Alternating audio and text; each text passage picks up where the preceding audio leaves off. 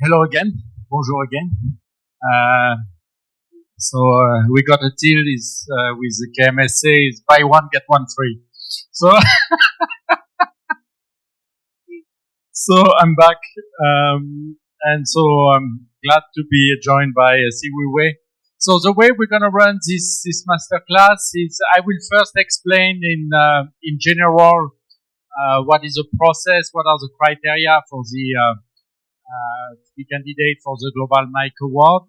And then Siviwe will share with you, go through an experience on how they went through this process. And so you can get some real knowledge and experience share with you on how to go about it. So, and we will of course leave time for questions in all the sections. So, based on what I've seen so far, there are lots of organizations that are already quite mature into their knowledge management initiatives, and I think that will be ready to compete into the Mike Awards. So I think you don't want to be shy, and I think it will be a good exercise and also a good way to get recognition, national and international recognition about all the great things you are doing into your KM initiative. So, as I briefly mentioned this morning, the Mike Award is an extension, or it's a updated version of what the Make Award used to be, that was run by Rory Chase in UK for 20 years. And when he decided to retire, there was different countries all over the world who had representative about the Make Award that wanted to continue this award, and so the team at the Hong Kong Polytech University decided to take over and to slightly change the Make Award into the Mike Award, injecting some more innovation dimension to it. So that's a bit the historical background. I will not get into details, but the Make Award also was used not only at the organizational level, but also at the city level. So we talked about the most admired knowledge cities. So there has been different versions of the Make Award that evolve over time. and yes, so we are here currently, starting in 2018, the Mike become Mike.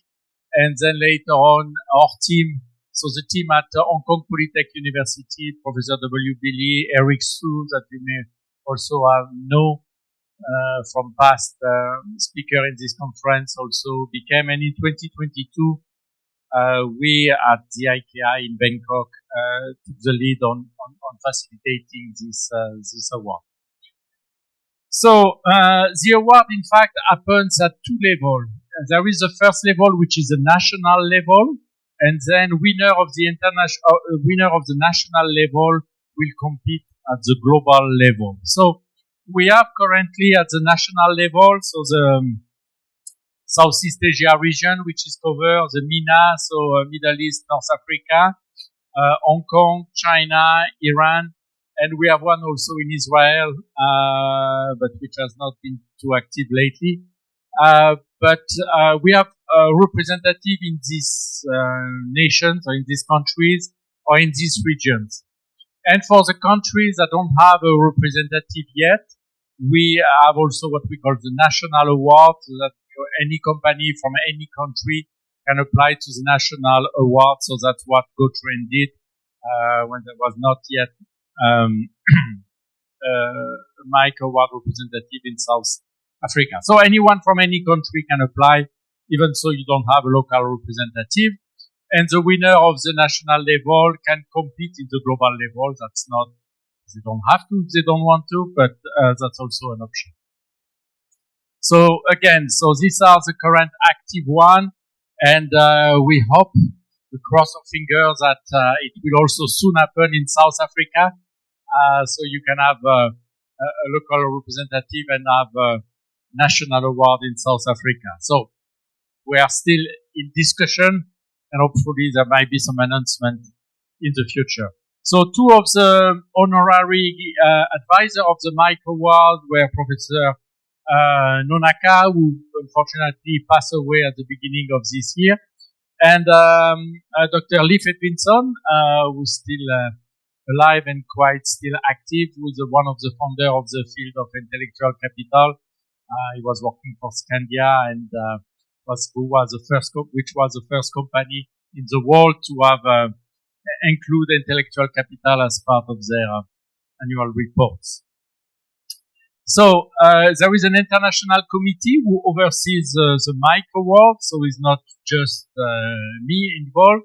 So there is Professor W. Lee, who's co-founder, and then we have so the administration unit, which is currently the unit that I manage, and then underneath we have a local representative.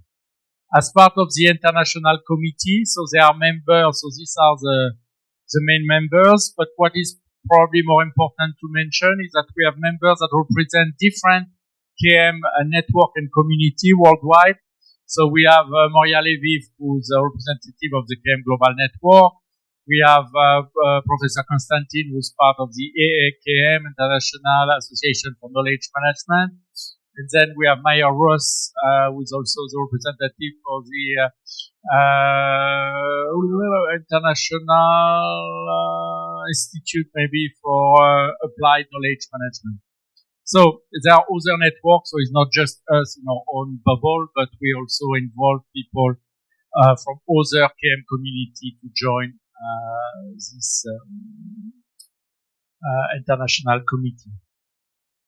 So as I briefly introduced this morning, so the Mike Award is based on, we believe that it's probably better to assess not just the output of the innovation output of organization, but to better understand the elements somehow that helps them produce this innovation and how KM also play an important role in this process. So the field of intellectual capital mainly focus on human capital, relational capital, and structural capital. So that's again has been demonstrated over the years. So what organizations are doing to manage their human capital, to manage their relational capital, and to manage also their structural capital. That's what we want to understand, and that's what the Mike Award will assess. So there are 8 criteria that are presented also in this slide. So human capital has 2 dimensions, relational capital 2 dimensions, and structural capital 4 dimensions. Okay, so that's more or less exactly the same thing I show you here, but it's just presented through a kind of DNA visuals. And so organization have an application to fill, where for each criteria, so we will see on the next slide, there are a set of questions, driving questions, and organization just clearly need to explain what they do and also show some evidences that they are following this thing. So this might look a bit intimidating, but that's, again, Siviwe will share again their experience on how doing it. Now, some indicators have a higher weight than others. So when I presented this morning, the innovation and the KM, of course, practices have a heavier weight because they are the core of supporting this entire process. So there is a first part in the application form, where we ask organizations to define a bit who they are, what they do, so the reviewer get a better understanding of what organizations they are evaluating and the scope of the organization. We really have organizations, as we saw this morning, in different industry of different size, in private and public sector. So it's really open to any type of organization. And of course, the evaluator needs to understand a bit the context and the history. So their evaluation is understand this overall context. Then, so we have the 8 criteria. So the first criteria is about empowering knowledge workers. So just to give you a sense, I'm not going to read all of these criteria one by one, otherwise you will fall asleep very rapidly. But just to give you an idea, so these are some leading questions that you might try to answer. You might have not don't have to answer one by one. I mean, it can be more or less a story that you share on what you're doing or what you're trying to achieve. But these are some good things that the reviewer would like to hear about one way or another. And so you can see on indicator number 1, there are 2 sub-indicators. What are we doing? What is your organization doing in order to attract talent and also to keep them in-house so you can leverage their knowledge, what is done in terms of learning and development. So that's the first indicator. Second one is about strategic, visionary, and transformative leadership. I think when we had the panel discussion early on, clearly reflected the importance not only of having a clear strategy, but also how this strategy is operationalized and how leaders also are walking the talk and supporting such kind of activity. So that's also what we want to hear through this criteria. Criteria number 3 is living up to customer and stakeholder expectation and needs. So what is your organization doing to learn from its customer or its different stakeholders, and how are they taking this input into consideration and transforming them into some new services or new product or new processes internally, and how they are also co-developing potentially some solution with them. What is done in terms of developing internal and external network and connectivity? So again, developing networks internally in your organization. So what is done to bridge this silo that we talk about for people to engage in communities of practice and so on. But what is done also to connect with the outside, and how do people have a formal or informal network, and how they build them or develop them and leverage them over time. Criteria number 5 is how to cultivate an organizational innovation culture. So here we are talking more about, again, one of the main challenge we have in TM is getting people to openly share knowledge, and also same thing for innovation. How do you get people to share ideas, and how are these ideas later on converted into go through the innovation funnel and get potentially converted into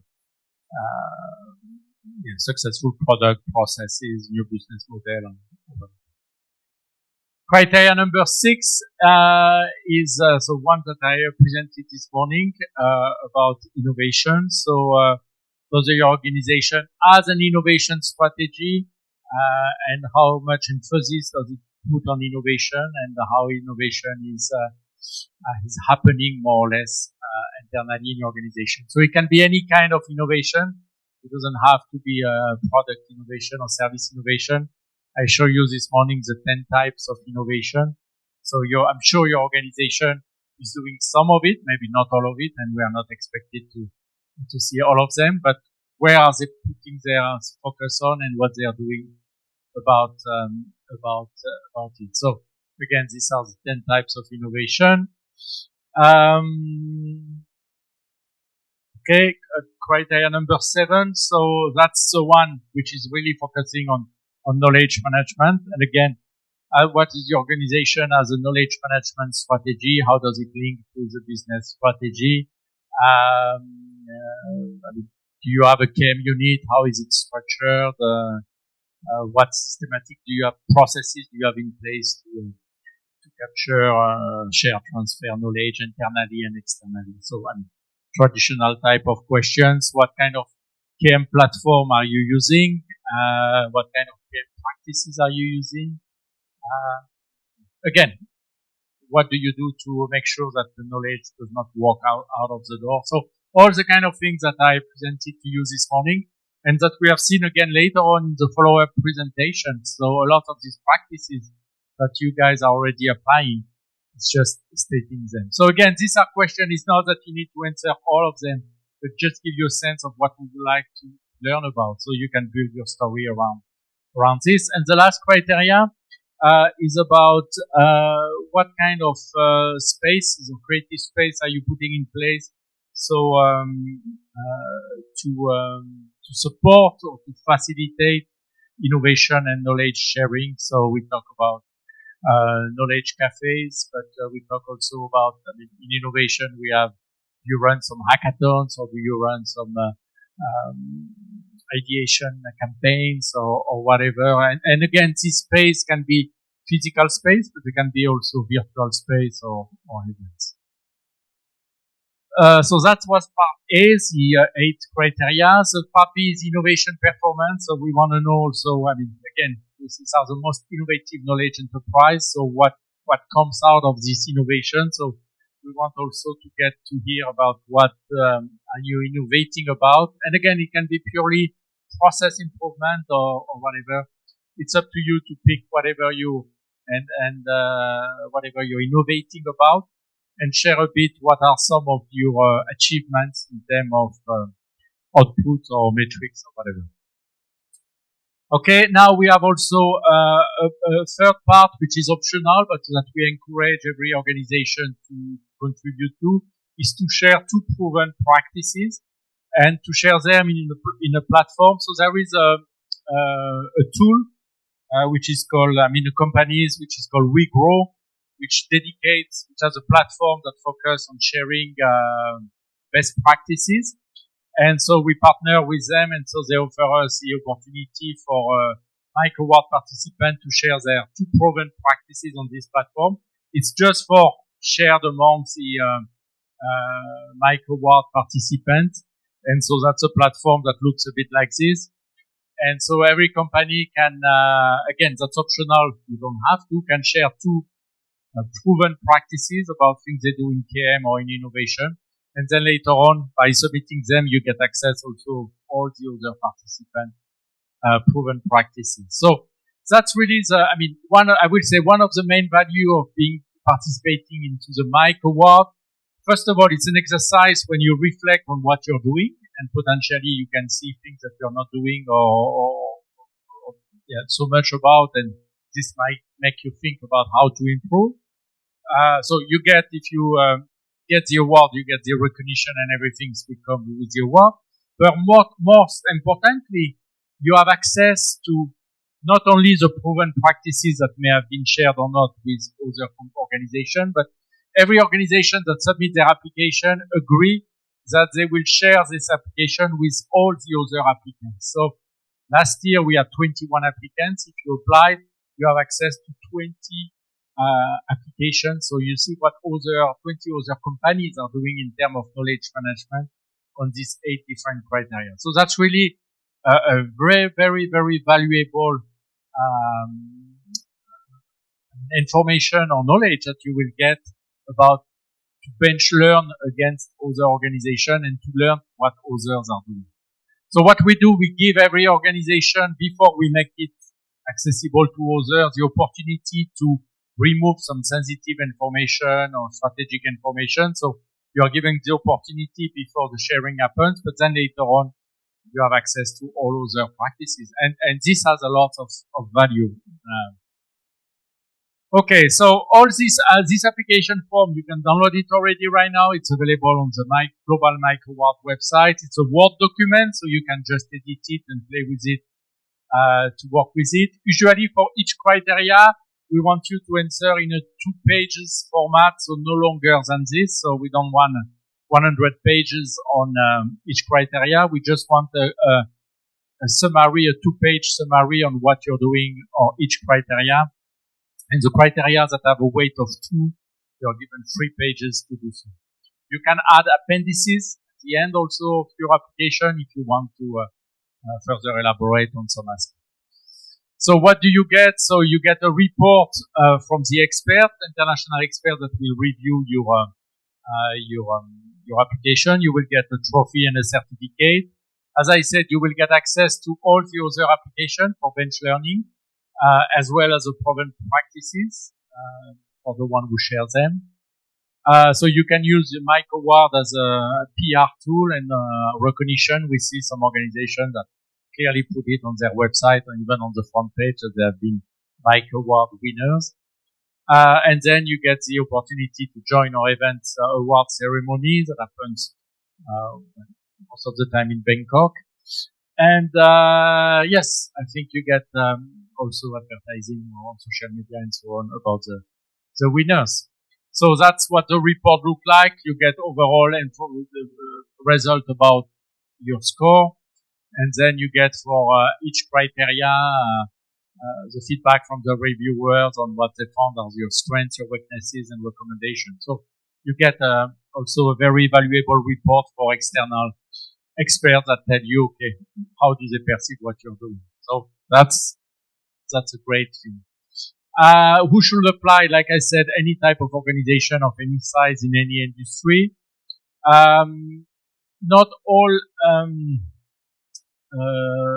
at the national level, so at the first level, different countries manage the award in a different way, which is fine. That's what we want to do. For us in Southeast Asia, we have three levels. So we provide a bronze award level, a silver award, and the gold award based on the score that the organization gets. And the gold award winner are the ones who can compete at the global Mike award level. The other ones we believe are not yet ready, and hopefully the following year or following years they can apply to the global Mike award. So all the experts that are involved sign an NDA that they will not share this information with anyone else, so you can be don't have to worry about such kind of information leaking out. And they are international experts in the field of PM innovation and intellectual capital. We try to have a blend of academic but also practitioners as reviewers, so that's what we try to get. And usually you get 2 or 3 reviewers per application. So the reviewers also, to make sure that every reviewer follows the same level of assessment, we have developed rubrics that helps the reviewer to judge, okay, for this particular criteria, this is what we will see as a level 3 or level 5 or level 6. So it gives them some guidance on how to score based on what they do. So these are, for instance, 36 international reviewers who joined us last year, and some of them are in this room, right? We have Plani over here, and Refiloe, you're over here. So we try to really have some people from all over the world, and one of our speakers will be Stephanie, I guess, in the upcoming days. And do we have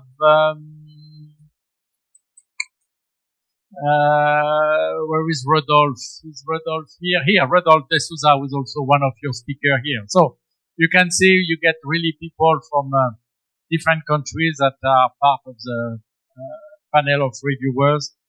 And they do that, they are not paid to do so, they do that for free. So we are very thankful about all of them. So these were, again, the winner from last year. We showed them this morning. This was the award ceremony last year that happened in Bangkok. I was talking about Eric Sway early on today. He's one of the co-founders also of the Mike Award.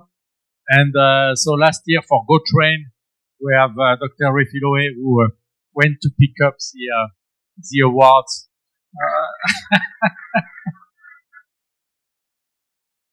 So that's the time she fell in love with Thailand, and now will soon be moving to Thailand, but for vacation only. Okay, so you get an award, you get a trophy. Usually, so just to give you a timeline, and again, this is specific to Southeast Asia, but most countries follow a similar timeline. So you have to apply at the national level by roughly by June. Then you get the committee review your application. Early September, you are informed if you have won the national award, like say the South Africa award. And then if you qualify, then you can apply by the end of September. That's exactly the same form we use at the national level and international and global level. So you don't have to create a new application. You may just have to take in consideration the feedback you got from the reviewers at the national level to refine a bit or strengthen your application. And then 1 month later, you submit it to the Global Mic Award committee that will review it, and then later on will announce early December, and then March. There will usually the award ceremony in Bangkok, so where you can discover Thailand.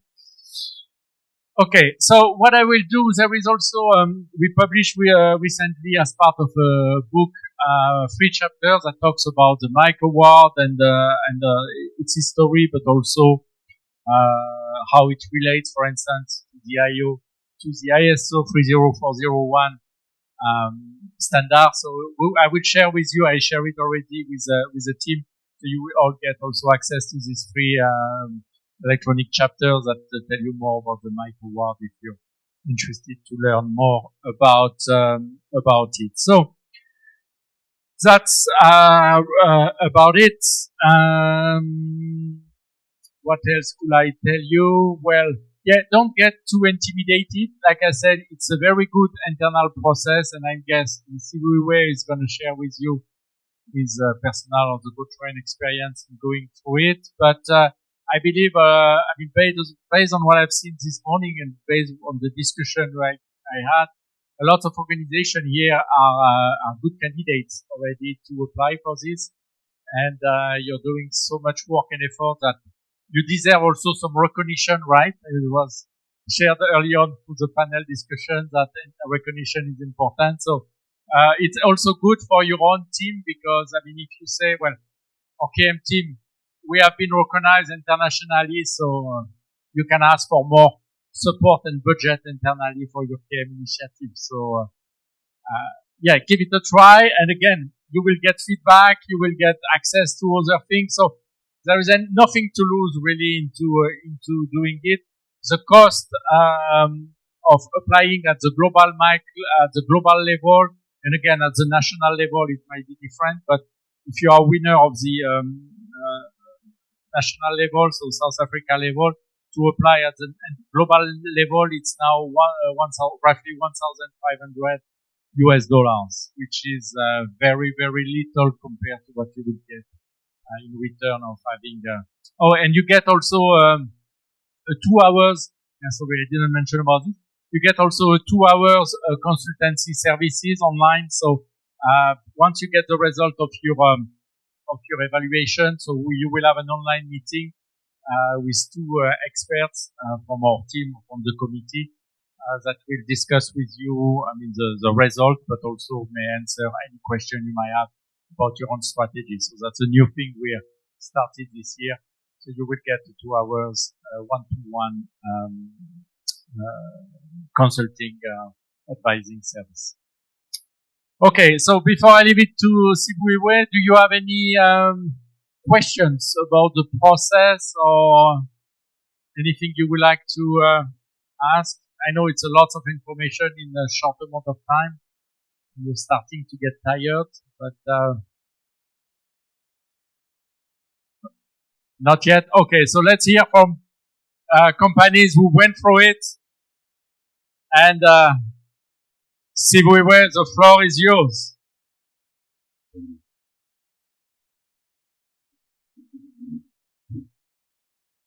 I must say, I think I should have brought a ladder because the knowledge and information that's been shared here has been on another level. Yeah, but on a serious note though, I guess perhaps from Dr. Vincent's remarks, we can all agree here that innovation is not only about ideas, but most importantly about impact. So I think on that one we can all agree. So as we stand here as a Gautrain Management Agency, recognized as the most innovative knowledge enterprise, for us we're not just celebrating the title. We celebrate a mindset, a team's mindset that dares to question things, to create and transform. And one of the questions that we probably asking ourselves as you are sitting here is, how did you do it as Gauteng? It reminds me of the dance show that I used to play on SABC, whereby the winning dancer at the end has to demonstrate how they won, like uwineleni, uwine njani. Yeah. So for us, you have to come with me as I take you through our knowledge management journey in terms of how we approach our knowledge management program such that we manage to win this award. So this is the contents of my presentation, but I won't go down about it. I'll just zoom straight to the discussion of the day. So we are Gauteng Management Agency. We manage the Gauteng project, which is the initiative of the Gauteng provincial government. So we are part of a triple P partnership because the project itself is a triple P partnership. And obviously the P is private and another P is public, and we are representing the public as the partner that governs the Gauteng project. But there is Gauteng Management Agency, which is the organization that I represent, that was established according to Act number 5 of 2006. It's the one that oversees the operation of this Gauteng Rapid Rail Link project. Now, as a knowledge management team, we derive our mandate from that act that established the organization. Section 5E and F of the act E specifies that we need to establish and operate this management information system for the project. And number 2, it says we must liaise and exchange information with institution authorities as well as professional bodies like we are doing here today on matters that relates to public transport, rail, and so on within the country and abroad. So that's us. So at a high level, this is our portfolio as a KM team. On the left-hand side, we've got knowledge management as a service, and we've got, on the right-hand side, we've got the information governance. You know, one of the things that has been discussed here is the challenges that KM teams faced across the world is to demonstrate value as knowledge practitioners. We at Gauteng Management, we have knowledge as service because now we are at a level whereby we try to demonstrate a value or our contribution as a KM team in terms of res and cents, in terms of revenue. So that's why you see that case there. And that's the area that I'm honored to lead within the organization that covers our Center of Excellence, Thought Leadership, Strategic Advisory Services, and Innovation called X. Then there's another area that covers the corporate compliance, obviously relating to the TPP that I spoke about earlier, project management, project knowledge, typical strategic support, and holistic records management. So that's how our KM portfolio is structured, the GMA. And that's the team behind the team that is cooking the magic, led here by my boss sitting here in front of me, Miss Viviwe. So our knowledge management program is anchored on these 4 pillars: organizational learning, knowledge capture, business efficiency, and innovation. So everything that we do, all our initiatives are anchored on these pillars. So as I've mentioned earlier, many a times KM teams in every organization find themselves having to prove their contribution, return on investment, or return on knowledge. So this is how we contribute within our organization.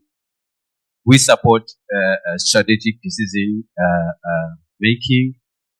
You will see in the coming slides, we do have partnership that we have. That's where we usually tap into to get more skills, more expertise to support strategic planning within the organization as part of our mapped knowledge. Because as a KM team, we don't claim to know it all. So sometimes we have to tap on other organizations for skills that we need. Operational excellence, research and innovation, I'll expand more in the coming slides. Strategic risk management, as you can see, is the triple P, and collaboration. So that's how we demonstrate value within the organization. So this is our catalog of our knowledge assets. And I think how we've structured it here, it's one, was a game changer that enabled us to win because we managed to demonstrate innovation for the competition. So at first, we've got case studies.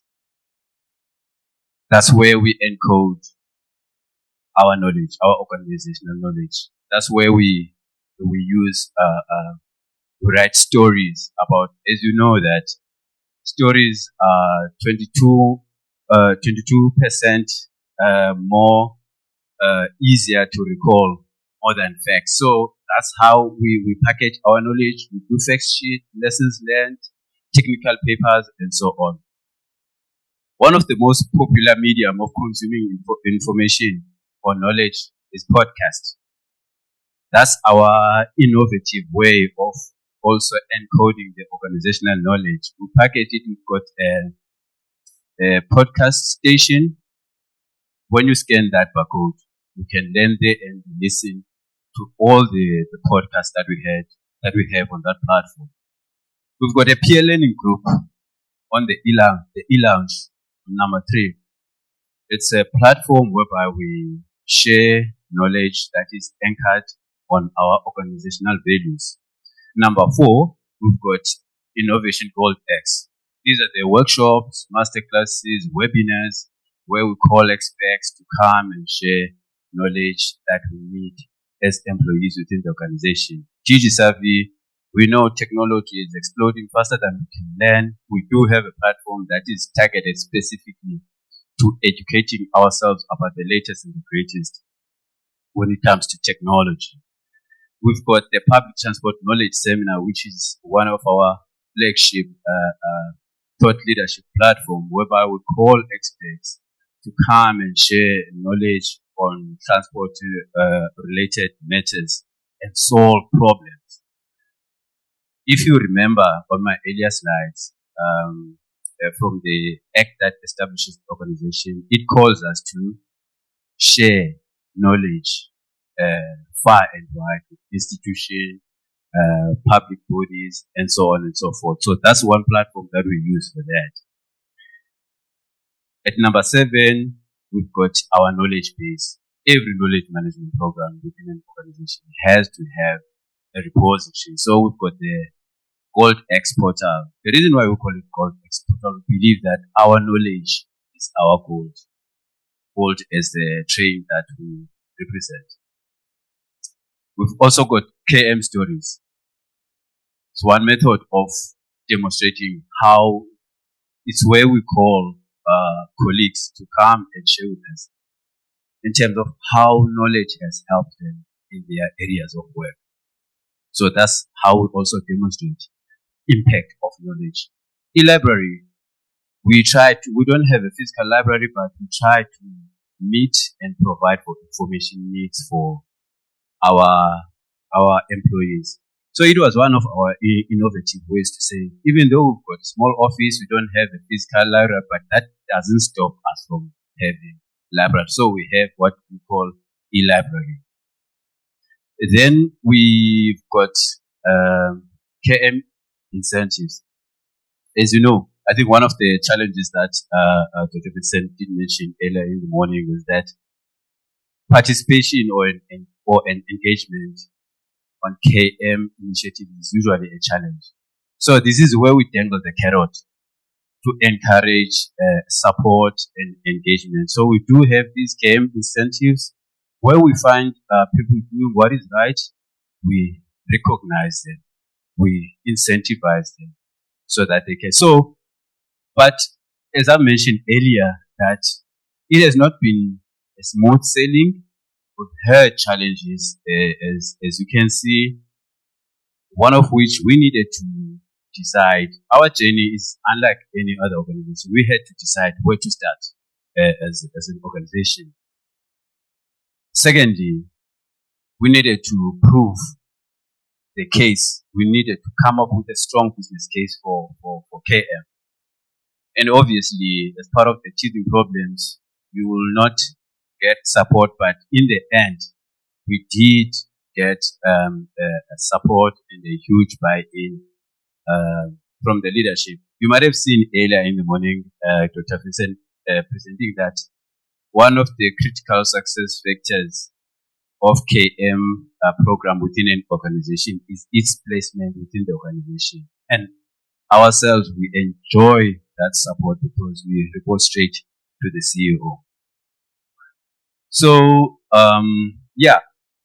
obviously KM initiatives are usually seen as additional work.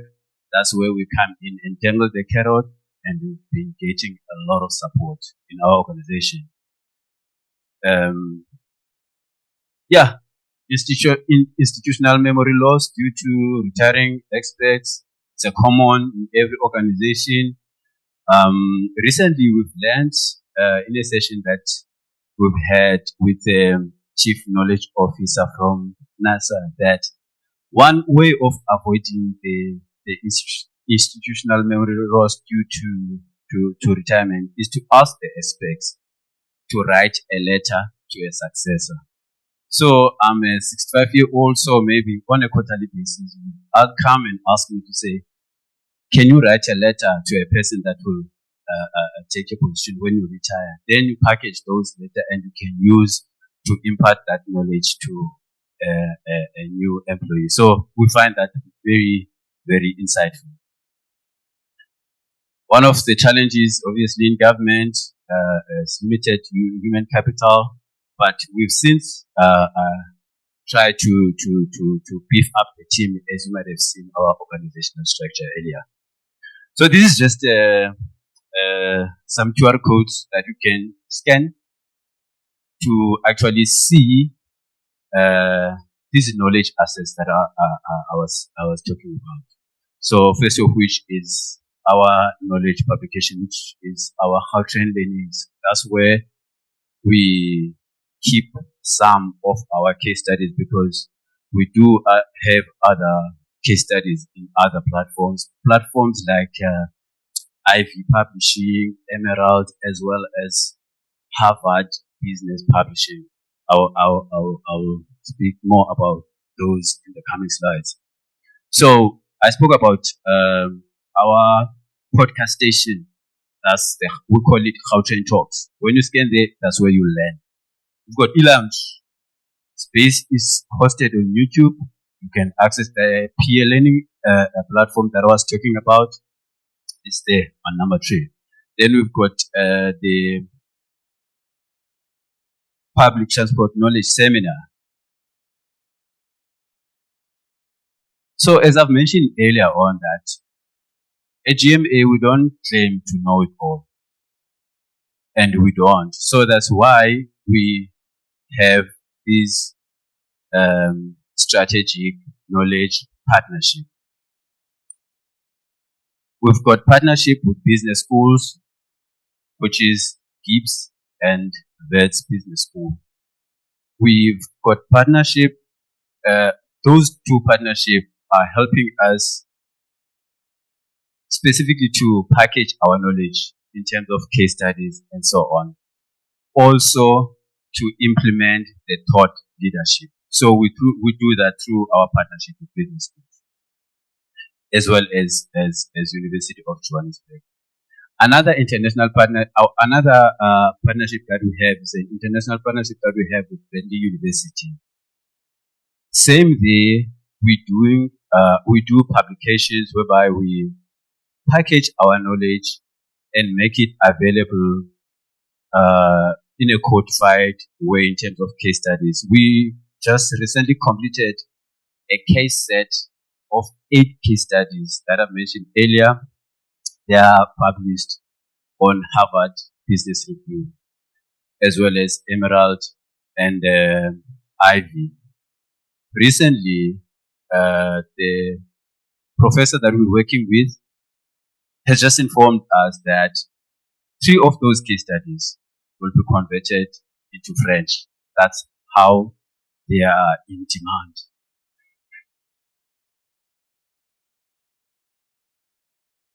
We've got partnership with GCRO, which is an organization that collects data, do policy analysis, and conduct practical research. So we've partnered with them. One of the interesting projects that we've done is the wayfinding research. I'm sure some of you who have used the Gautrain, when you are at the Gautrain station, sometimes you know how they how we explain direction. It's a bit confusing. It's based on the European standards. So we find wayfinding to be a challenge. So we did a study of how can we improve user experience so that people are not struggling to find direction when they are in the Gautrain rapid rail system.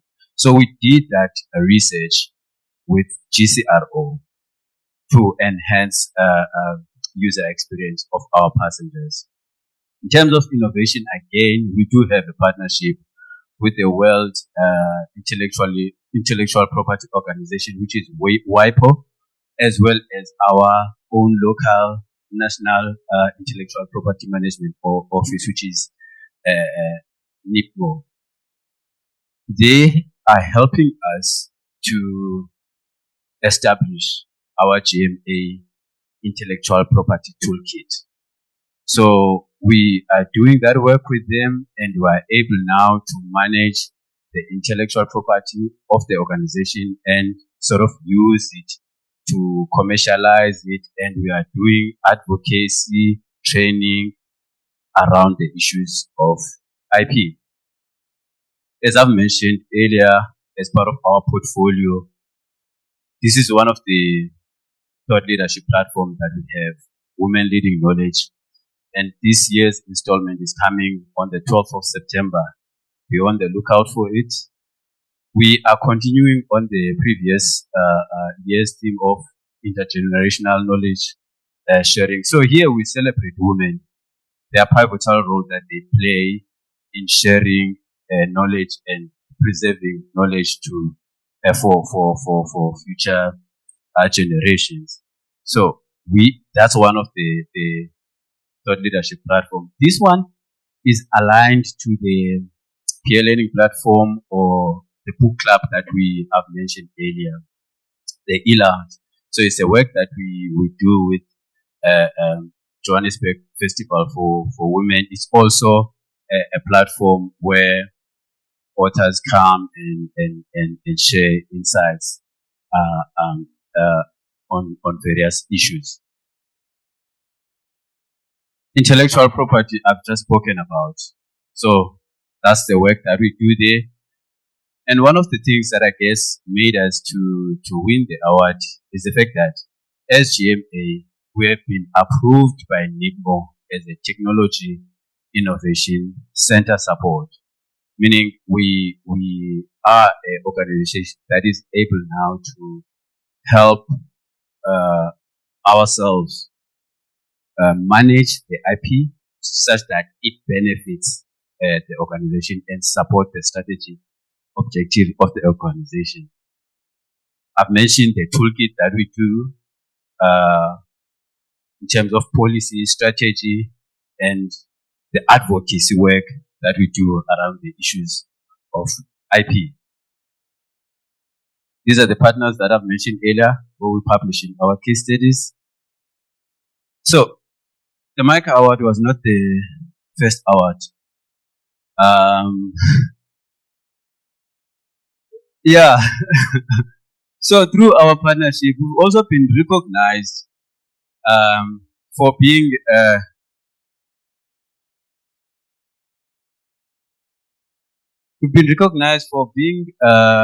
future focused, breaking the boundaries, and just thinking differently. So this was the award that a trendsetter award that we received for making a business healthier, and we're competing against your multi choices, Vodacom, and so on.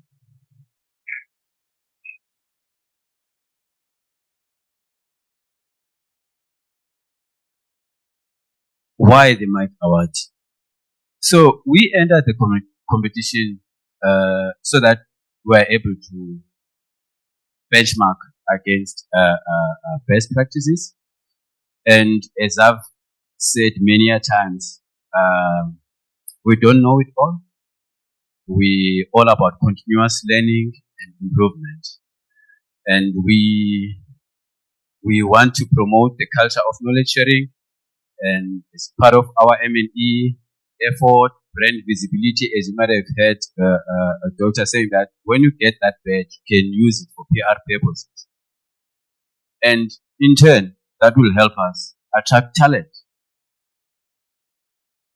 So this is the trade secret that we used for us to win that. I'm sure you're familiar with this framework. This is the America's Productivity and Quality Control Centers maturity model. It is based on capability assessment tool. We all know it. That covers the 4 areas of KM framework, which is the strategy, people, process, and content / IT. So we've been gauging ourselves on year. As you can see, in 2020, this is how we're doing in terms of those predetermined objectives. So we needed to ensure that our business case is watertight, and we demonstrate that we do have budget, resources. At the time, the team was very lean. As you can see, we scored a 0 in 2020. Governance, we needed to demonstrate that we do have policies, procedures, strategies, and so on. Change management, communication, and so on and so forth. Then we improved on 2022, as you can see at the bottom there. Yes, you can see it. We scored 1.9. Then we used the feedback that we got from them to improve our capabilities within the organization. As you can see, in 2022, we managed to score 2.4 all the way. When we did it again last year, we scored 2.95. And they say we can round it up to a 3. As you can see, it puts us somewhere there, whereby they say now we can see your processes are standardized and they are well established within the organization.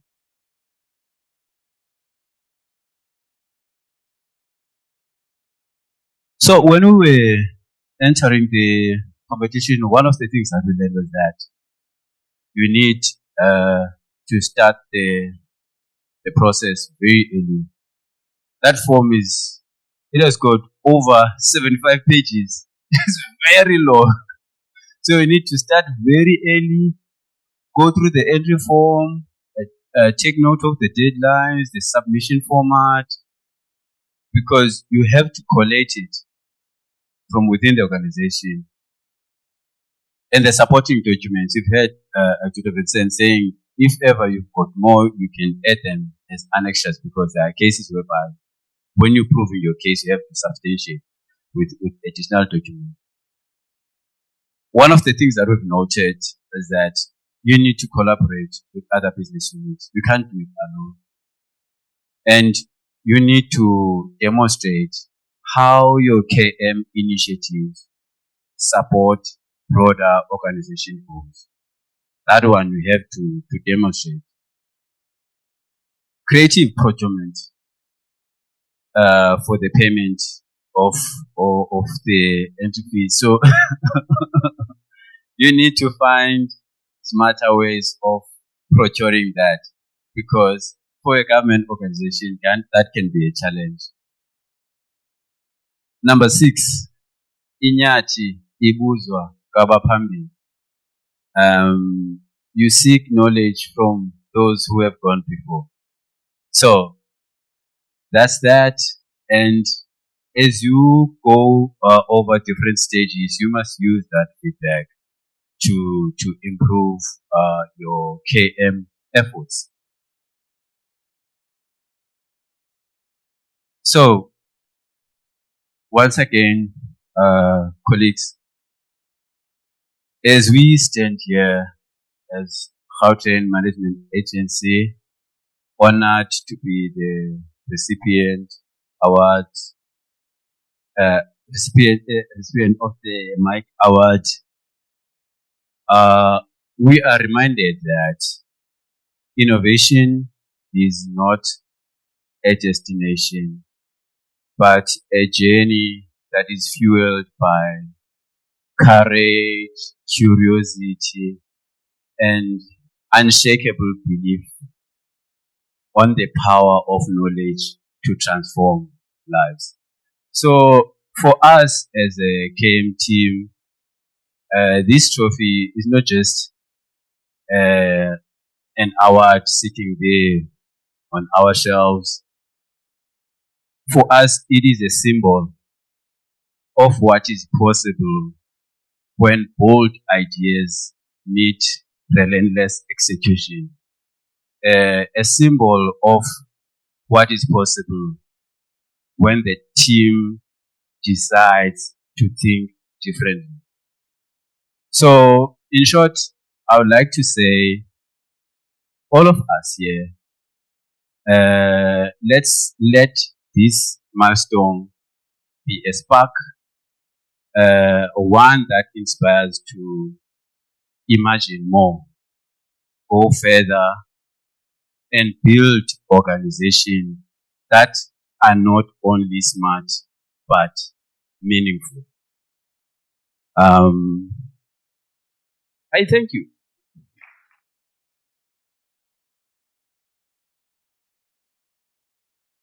I think a huge congratulations is in order. And I have absolutely nothing to say, but I'm stunned. So congratulations on the work that you guys have done. I think we can all learn from that. Colleagues, we have about 10 minutes left. Any questions? There's a question.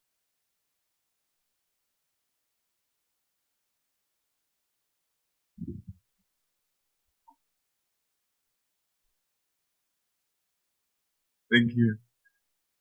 Once again, congratulations for the Stella Award and and for your articulation of your whole process. But there's something that I missed maybe during your presentation. How is the benchmarking process done? Is it like by the assessment itself? Is it like by a continuous audit? One, and also, is there a process guideline that can be followed? As to say, this is the template or the steps that actually then get you to be compliant to those levels of the results that we see year after year in your progression.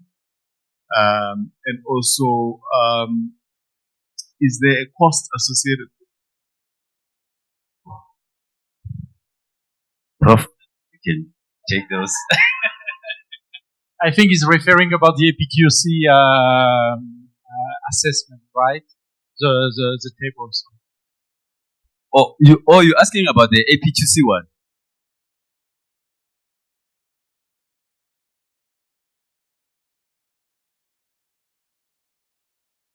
Okay, let me answer the APQC one, and maybe touch briefly on the award.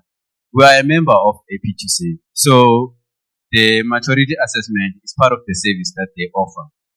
So it's part of the subscription that you pay on a yearly basis.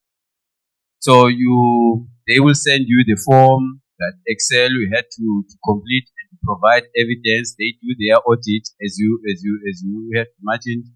Then that's when now they give you your result to say, okay, we think in terms of your KM maturity, you are here on these capabilities, and here's the overall score.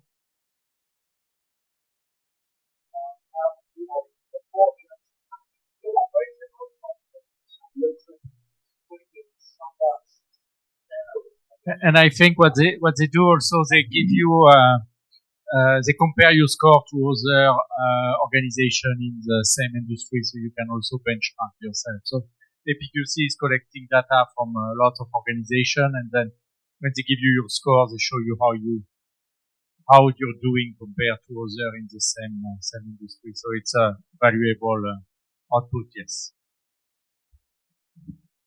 Okay. Just some things that crossed my mind when you were presenting and talking about partnerships. That's something you might want to think about, knowledge partnerships. We were working with in Uganda with Ministry of Agriculture and Fisheries, MAIF, and they had the challenge of collecting good practices from farmers all over Uganda, but they didn't have the resources to go and interview these farmers. And so they collaborated with the Makerere University, with the Department of Journalism. And so what we did, we train also. In journalism, what students learn is really about how to capture stories, how to get the fact about the story. So the ministry kind of partnered with Makerere University. So students, as part of their project that they did for their curriculum, had to go and interview farmers in different parts of Uganda, collect these stories, format it in a way so they had video interviews and creating best practices, and later on. So it was a good way for students to get some real case and be able to practice what they learn. And in exchange for the Ministry of Agriculture, they could collect a large bunch of good practices of what farmers were doing all over the country to solve whatever problem. So you can see sometimes if you don't have the resource in-house, maybe you can find partners that will also benefit from these activities, and universities are good examples. And this might be an idea for you to interview, capture, create some case studies also about what's working well in your organization to be able to promote them internally or even internationally, as Coach Rain has been doing. Just something that crossed my mind I wanted to share with you. Thank you very much.